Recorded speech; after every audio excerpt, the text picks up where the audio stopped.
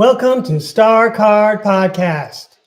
Here at STARCARD Podcast, we get a glimpse at the age of Aquarius ahead of us. We also examine the world's education and workplace ethics. My name is Breakaway Ray. I like talking about the breakaway civilizations and breaking away from the one we're in now. You've tuned in to a live tarot throw. Today is the 1st of September, 2025, and these first 9 cards of the month are for the 9th month. That used to be the 7th month, by the way. But again, September is the 9th month, and we're happy to throw these first 9 cards for you so you can see what's coming at you in September. So let's go right to the tarot cam. Excellent. We're off to a good start. Well, hello, Julia Anchorhaven. I see you in the chat. Thank you very much for visiting again. Thanks for being in the chat last night. I didn't get to read the chat from last night at Typical Skeptic Podcast, but I was definitely having a good time last night.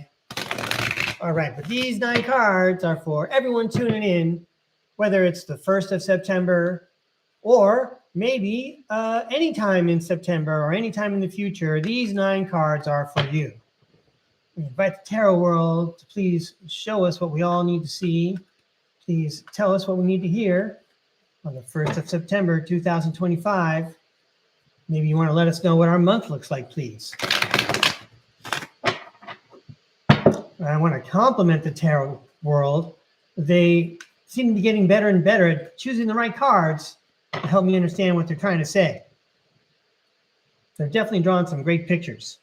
Way to go, tarot world. Please show us all tuning in right now, what do we need to see for September? These first 9 cards are for all the viewers. Please show us what we need to see. Please tell us what we need to hear. Thank you. This is for everyone viewing. This is the 1st of September. What do we need to see? What do we need to hear? Thank you. Right, we're going like this.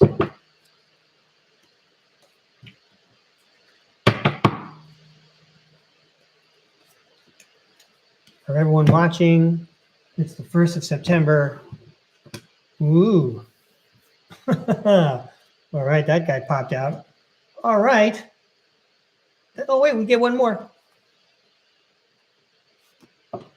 All right, we'll take 2 more. We got a bonus card, everybody. We got a dessert card. And if you recognize this card, you know it's a good one. And you know how badly I want to count it. All right, sweet. We're already off to a good start. Let me see if I can adjust the light here. Everything except that glare is good. All right, we can see the cards good now. So first 9 cards of September. Well, we're leading off with the Page of Pentacles that tells us, pretty much what we want to hear if we're starting a new month. Page of Pentacles, manifestation, financial opportunity, skill development, ambition, desire, and diligence. We sound like a lot of kids at the beginning of school. We want to put our best foot forward because the new teacher doesn't know anything about us, right? We want to go after it while before anyone catches us doing anything good. All right, so go get them, kids. Hang on a second. I want to close this window.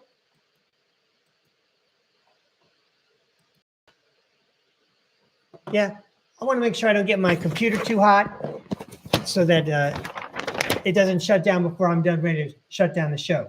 Let's go on now with the 9 cards plus a bonus one for September. First up, it's the card that says, as much as you can imagine. It's the 8 of Swords. And before I look too much into it, I want to see what other cards are following, because this is just like a conjunction at the beginning of a sentence here. Oh, yes, sweet. You're watching STARCARD Podcast. Here at STARCARD Podcast, we get a glimpse at the age of Aquarius ahead of us. Oh, nice. It's the Magician. The Magician is manifesting things with spells, right? He's using magic to make things real. Wow. It's the Death card. And that card indicates change and endings and beginnings and transformation. So I'm going to go ahead and pat myself on the back here. because this is for everyone watching the STARCARD podcast. As much as you can imagine, here at STARCARD podcast, we're going to make magic happen, and we're going to start something new. We're going to transform reality around us. That sure sounded awesome. However, those notions apply to you in your real life, in your own individual world. That's great. I'm going to go ahead and say I think we're doing a good job here at STARCARD podcast. Keeping on the table ideas that need to be talked about. And also, I want to say we're going to be rewarded because sharing information, well, information is power. And the more of us that know what's going on, the stronger the power of our consciousness is to create a timeline or a path that we can all enjoy much more. So let's go to the second row. I believe I was kind of just talking about control and power. Here is the Emperor card, control and power. Yay. The tarot world is singing my song. It's the Queen of Wands, who talks about zest for life. Those last two cards were like a little, they sounded a little bit like an echo of what I was just saying before I flipped them. And the Page of Pentacles says that we're starting something new, a great new project that could profit us. We could get a life upgrade. You know, we could sit down and coach on the airplane and expect that the flight attendant's going to call us up and say, hey, yo, we got to move you to first class. Because we're cool. That's why. And we're working hard at being cool. That's why. All right. And now finishing up our 9 for September. Well, so the 9 of Swords, I got a plan for this card. Well, let's read the card. Let's be a real tarot reader here. The 9 of Swords says anxiety, worry, fear, depression, nightmares, insomnia, hopelessness, trauma, and despair. So they got the insomnia right because I keep getting up at about 1 or 2 in the morning and I'm throwing cards on the internet by 4 or 5. Maybe those other words apply and run through your minds individually. Remember, we're talking about all the viewers of this particular podcast this morning, the 1st of September. But I also believe that the tarot world knows that I like to take the cards when I have to and reverse them because I like focusing on the positive. So let's see the positive message if we turn the 9 of Swords upside down. How about releasing worry, hope, reaching out? Okay. Also talks about secrets. But by the way, we're talking about hope. And, hope sounded like what we just heard on this one too. And releasing worry. That sounds good to me. So we close with the King of Swords saying, that's the truth.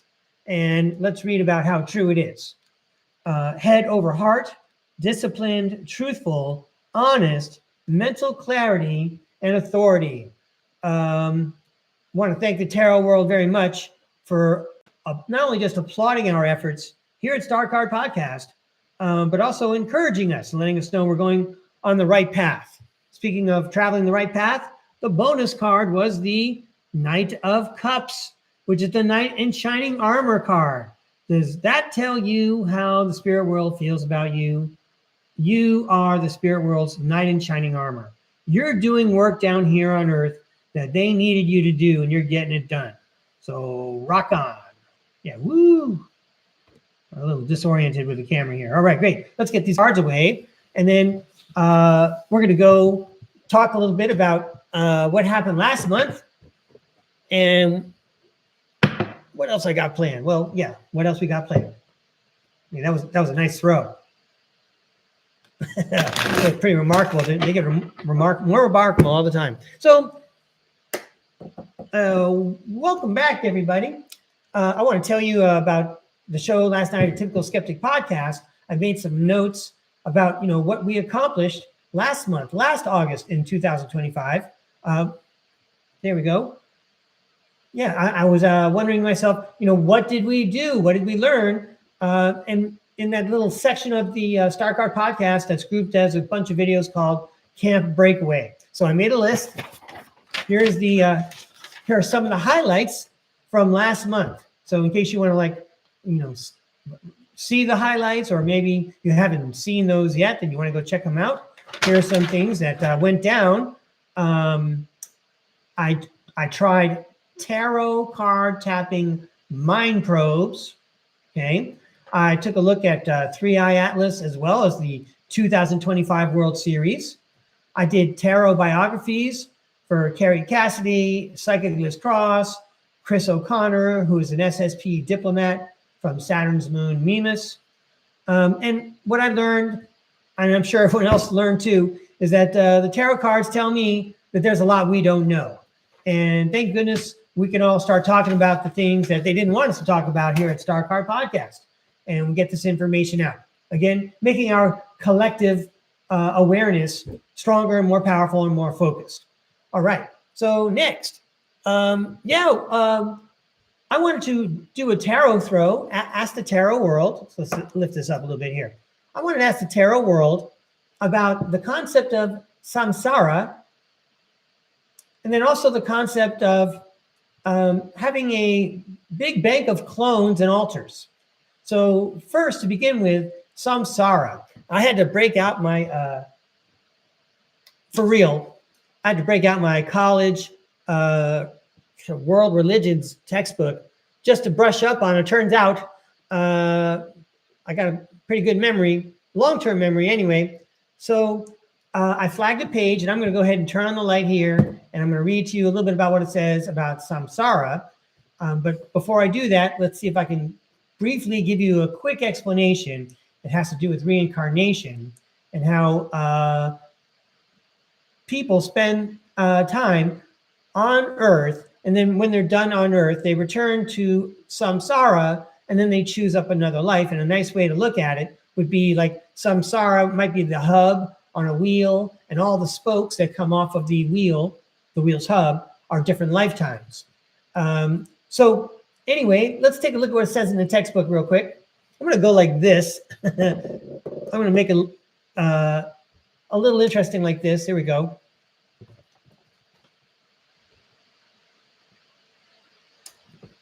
Okay, here it is.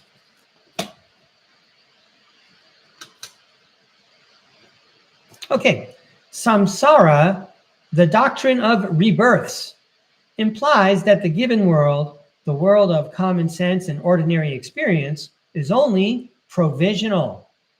It is not the ultimate existence. To take it as ultimate or fully real, therefore, is to delude oneself, and thus to trap oneself in a cycle of rebirths.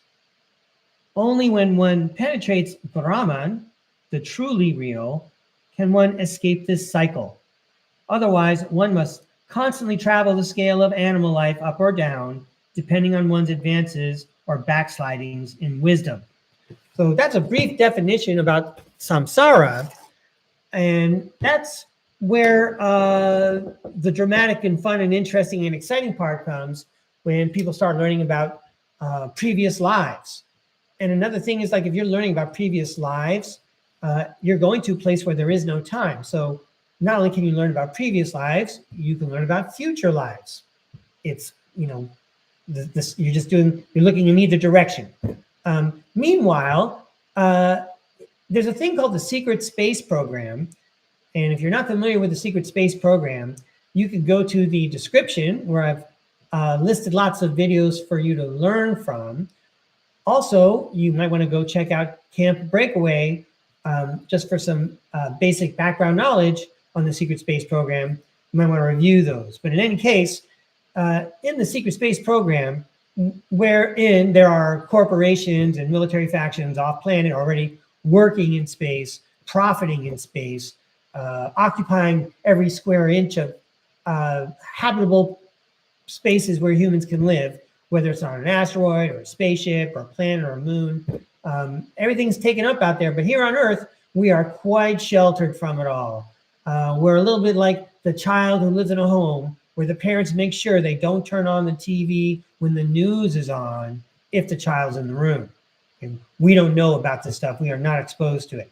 But in order to make things work out there in space, it sure would be great to have like some of the most talented people you have on Earth working out there.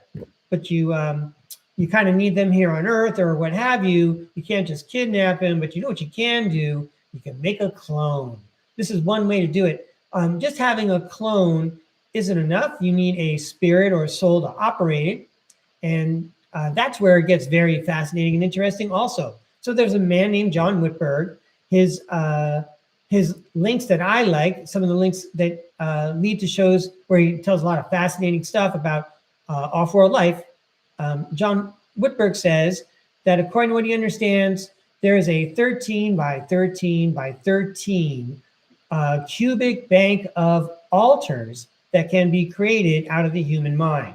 So you may be looking at me, Breakaway Ray, right now, but there could be more than 2,000 other me's doing what I might be good at doing, whether it's teaching or public speaking or throwing tarot cards or singing doo-wop, whatever it is. They can capitalize on whatever the skills are of that particular human, and they can put it in a duplicate body, for example, and you can also program it so that it doesn't know anything about collecting a paycheck or fair treatment or anything like that. Sure, it's a way of enslavement. Yes, I did say that. Yeah.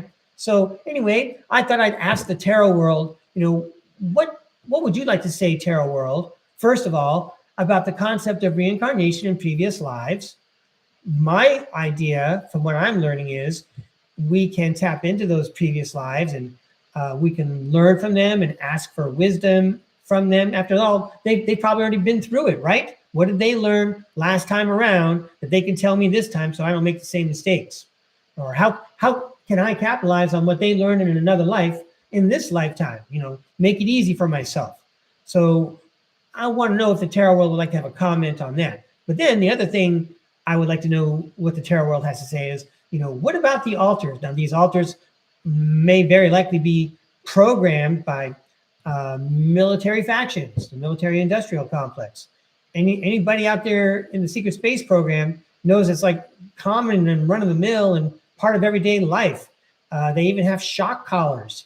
It reminds me of a Star Trek episode from the 1960s, but Tony Rodriguez talks about shock collars and things like that. So anyway, to move on, I want to hear what the tarot world has to say about that situation. And I'd like to add, by the way, that when I was writing my book, The Convoluted Autobiography, I was exploring past lives. And then I got more than halfway through the book. And then one of the psychics I met dropped the bomb on me that I'm all over the secret space program. Now, I'm not sure I believe what she said, although I did have some peculiar dreams. I always do. And I had some last night. So, that's kind of like a big thing. I was having a tough enough time, cleaning up the mess from my own previous lives. And now I got to worry about all these other guys out in space that I don't know nothing about. Anyway, let's hear what the tarot world has to say about that. And you know what I'm not going to ask? I'm not going to ask about a third competing factor in controlling one's own consciousness. I'm talking about previous lives. That's organic. Then you have the secret space program, probably, making altars and copies of people. That's synthetic. That's man-made, or, well, yeah, we'll just say human-made for the moment, okay? But I'm not mentioning the artificial intelligence. And I'm scared of this stuff. The tarot world doesn't always agree with me. I'm not going to ask the tarot world about this, but that's a third competing factor on who's in charge when you're trying to control your mind and think your own thoughts. So let's go to the tarot can.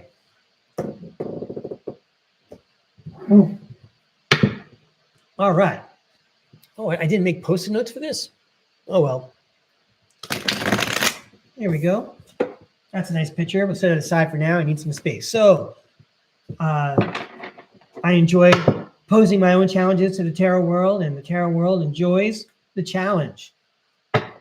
Could you please show us what we need to see and tell us what we need to hear about samsara and reincarnation?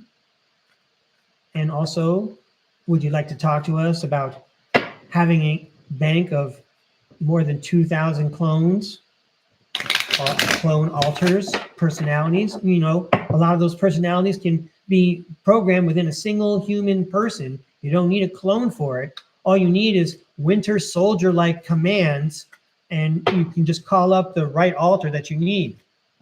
I'm going to say, I think that's going to be one of my goals this month, is I'm going to talk more about being in charge of your own front altar. And notice I'm not saying being your front altar, because I wonder, who's in charge of the front altar. That's what I want. Okay? So if I'm going to be the front altar, but some other organization's controlling that front altar, that doesn't help me. I want to be in charge of my front altar. So Tarot World, we invite you to talk to us about reincarnation and the program of coming back over and over again for fun and for education, for educational purposes, versus exploiting people's skills through programmable altars. Thank you, Tarot World. This ought to be interesting.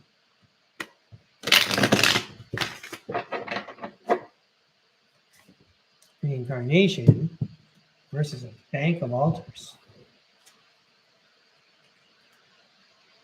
Okay.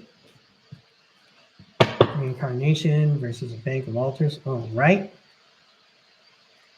All right, we're going to go 6 each. Sounds good. Reincarnation. Bank of altars.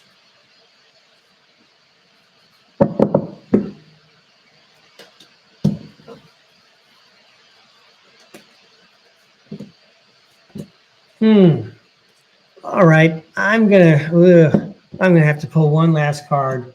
Just let the Tarot World have the last say. Okay, so first up,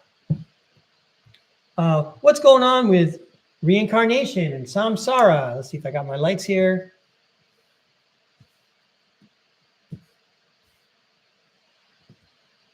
All right, let's give it a try. Well, the Four of Wands, homecoming, reincarnation. You come home to samsara, you regroup, and you get ready for your next life. Well, yeah, the Devil card says you got to let go. There we go. The Devil card says you got to let go. You're letting go of the past life after you come back to the hub at samsara. Yay! And the Sun card says that everything's going to be all right. Wow. Geez. The Three of Cups shows up and says there's a party and celebration. You're meeting up with your soul family again. Wow. Oh. And then I suppose with the Five of Swords, it's time to consider the conflicts, maybe of the past, but more specifically, what kinds of challenges and conflicts, all of which are interpersonal and emotional.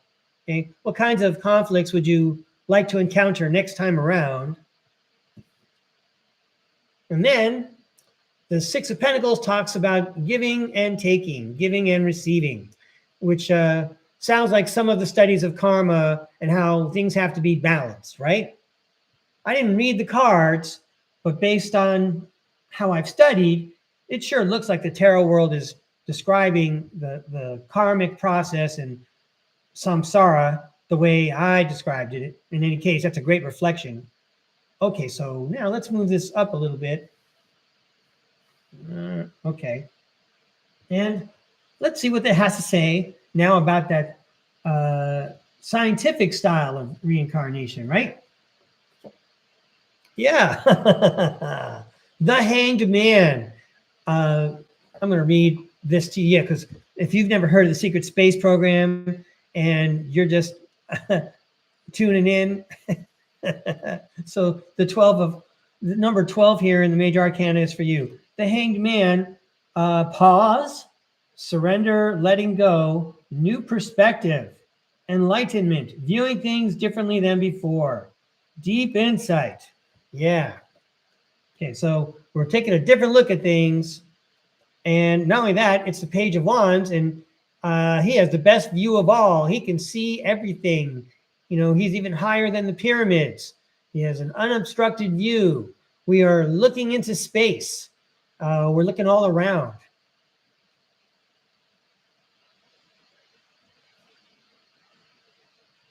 The Queen of Cups. The Queen of Cups, compassion, comfort, calm, nurturing, healing, emotionally stable, intuitive, caring. We're going to have to turn some of these cards over here so I can catch on faster. The Eight of Wands. The Eight of Wands. Speed, rapid action, movement, swift change, manifesting quickly, quick decisions, air travel. Air travel. Yeah, if there was more room on the card, I'm sure they would put air and space travel, right? Speed, something coming in. Wow. The Ace of Pentacles. What a novel technology Breakaway Ray was discussing. The Ace of Pentacles, abundance, manifestation, opportunity, new career or financial opportunity, new venture, prosperity. If I were just like to focus on the most shadowy sounds of all those words, how about abundance and new career? You know, making copies of people to get tasks done in space. Wow, it's the Queen of Pentacles. It says, this is the working parent card. Nurturing, practical, providing financially, a working parent. Well, you know, the two terms rather, that really work here are practical and providing financially. It is practical. They need people in the programs, and it does provide financially. It's a business out there. I suppose like the only thing I should take another look at these two cards, I think. But otherwise, I think the tarot world's nailing it again. I just got to catch up with the tarot world here. Page of Wands, inspiration, ideas, discovery, limitless potential. Limitless potential. That's right. I mean, it seems limitless. It goes just past 2000, okay? But it seems limitless, the concept of altars and making clones for them. And the Queen of Cups reads, compassion, comfort, calm, nurturing, healing, emotionally stable, intuitive, and caring. Maybe I did just read those words. Well, you're, I got to say, you know, people's emotions are involved as they would be in any lifetime. And emotions are also part of the game when you're playing the karma cycle. So again, I got to hand it to the tarot world. I'm sure that these cards are even more accurate than I transcribed them aloud to you. So we're going to give the tarot world final say. Well done. Thank you. Thanks for telling the stories. What do you got to say? It's the Five of Wands. Let's read right off Five of Wands. Competition, rivalry, conflict, disagreements, strife, tension. Sure, there's probably disagreement on the subjects that we're discussing. Yes, there would be conflict about it because it's not your regular run-of-the-mill stuff you learn at church or school. You don't hear about this stuff on TV. So again, well done, Tarot World. Thank you very much. I'm going to wrap up the cards here. Thank you very much for being patient while I explore some ideas that I was curious about. And now we're going to check and see if anyone wanted a reading. Maybe there's someone in the chat that wants a reading. Let's take a look here.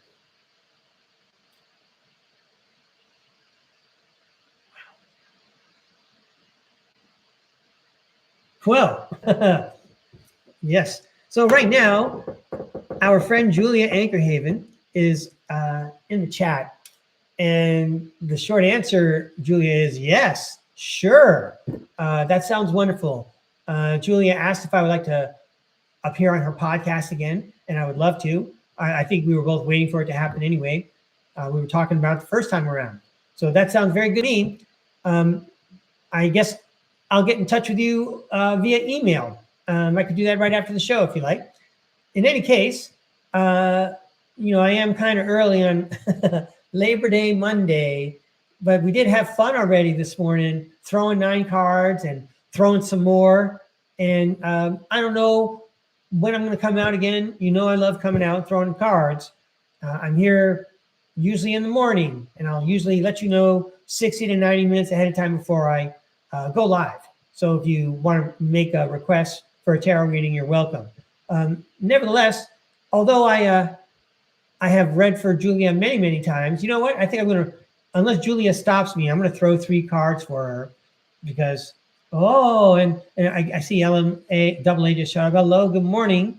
I'm looking good, feeling good. Thanks for asking.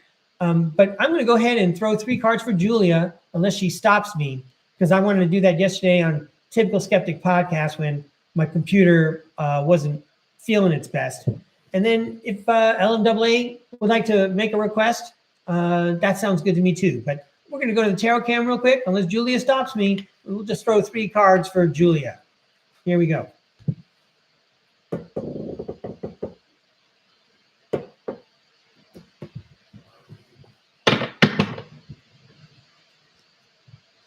Hey, Tarot World.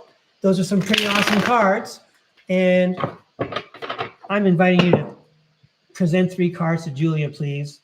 You know she's getting your message out there. And I know I could play a song with the tarot cards that she wants to hear to keep her going. I hope your foot is feeling better, Julia. I bet you're making a speedy recovery. Maybe you have some organite under the bed. I'm joking around. You don't have to say anything. So anyway, please show us what Julia needs to see. Please tell us what Julia needs to hear. How about 3 cards for Julia, please?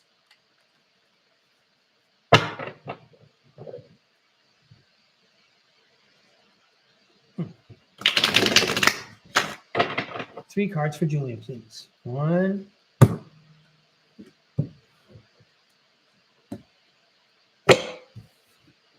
Dun, dun, dun.